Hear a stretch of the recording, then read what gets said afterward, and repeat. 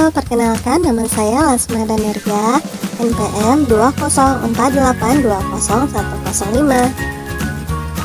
Kali ini saya akan menjelaskan tentang sistem pengantaran obat parenteral drug delivery. Di sini saya akan menjelaskan tentang 5 pertanyaan. 1. Jelaskan tentang parenteral drug delivery. 2. Jelaskan tentang pembagian injeksi drug delivery. 3. Jelaskan injeksi bentuk solution atau larutan dan disperse koloidal. 4. Jelaskan beda injeksi drug delivery dengan liposom dan iosom. 5. Jelaskan beda injeksi drug delivery bentuk nanopartikel dan mikropartikel. 1. Jelaskan tentang parenteral drug delivery. Parenteral drug delivery adalah teknologi di bidang pemberian obat parenteral, pengembangannya ke sistem canggih yang memungkinkan penargetan obat dan pelepasan obat parenteral yang berkelanjutan atau terkontrol. Pertanyaan kedua, jelaskan tentang pembagian injeksi drug delivery. Injeksi drug delivery dibagi menjadi 4. 1. Injeksi pelepasan terkendali atau injectable controlled release. Tujuannya menstimulasi obat kontinu. Memberi infus intravena ini sering mengakibatkan pengurangan dosis obat dan penurunan efek samping. 2. Dispersi koloid dibagi menjadi 4. 1. Liposom, 2. Iosom, 3. Misel polimer, 4. Sedia nanofarmasi. Liposom yaitu partikel koloid yang dibuat dengan fosfolipid. Iosom, vesikal surfaktan non-ionik yang diperoleh dari hidrasi surfaktan non-ionik sintetik. Misel polimer yaitu rakitan inti atau sel berukuran nano dari copolymer blok amfifilik yang cocok untuk pengiriman agen hidrofobik dan amfifilik. 4. Sediaan nanofarmasi.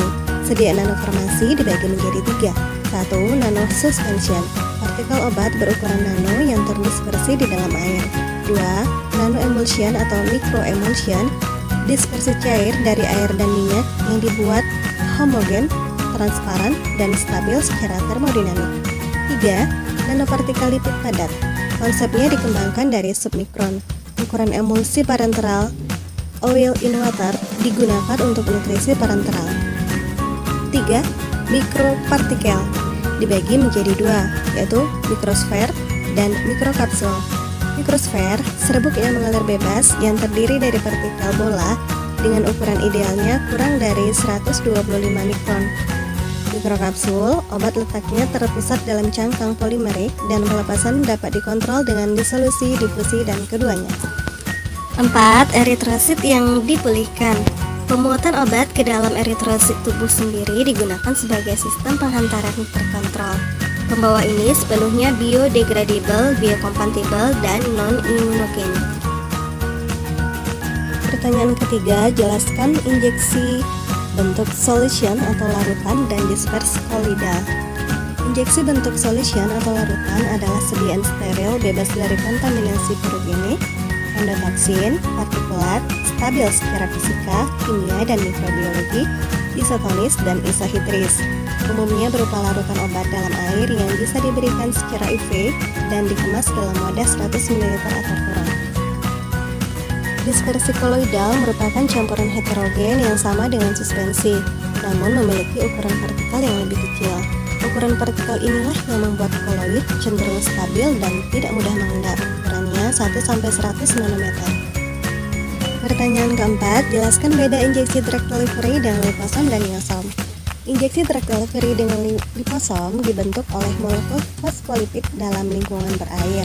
Aplikasi liposom biasanya dipakai dalam terapi kanker sebagai vaksin adjuvan, sebagai agen anti-infektif.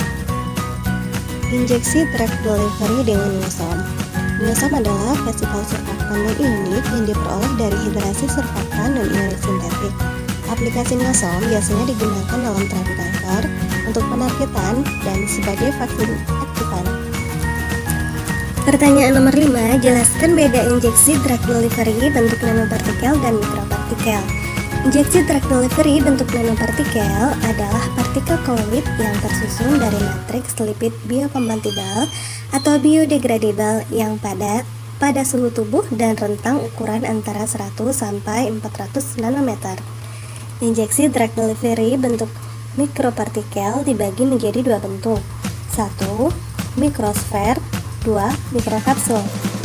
Mikrosfer yaitu serbuk mengalir bebas yang terdiri dari partikel bola dengan ukuran ideal kurang dari 125 mikron. Larutan dalam air disuntikkan dengan jarum angka 18 atau 20, biasanya untuk anti kanker. Mikrokapsul, obat letaknya terpusat di dalam cangkang polimerik dengan ketebalan terbatas, dan pelepasan dapat dikontrol dengan disolusi, difusi, atau keduanya. Mikrokapsul berkualitas dengan dinding tebal, umumnya melepaskan obat-obatan pada orden 0. Biasanya diaplikasikan dalam bentuk steroid, peptida, dan antineoplastik. Demikian penjelasan dari saya tentang parenteral drug delivery. Terima kasih dan sampai jumpa.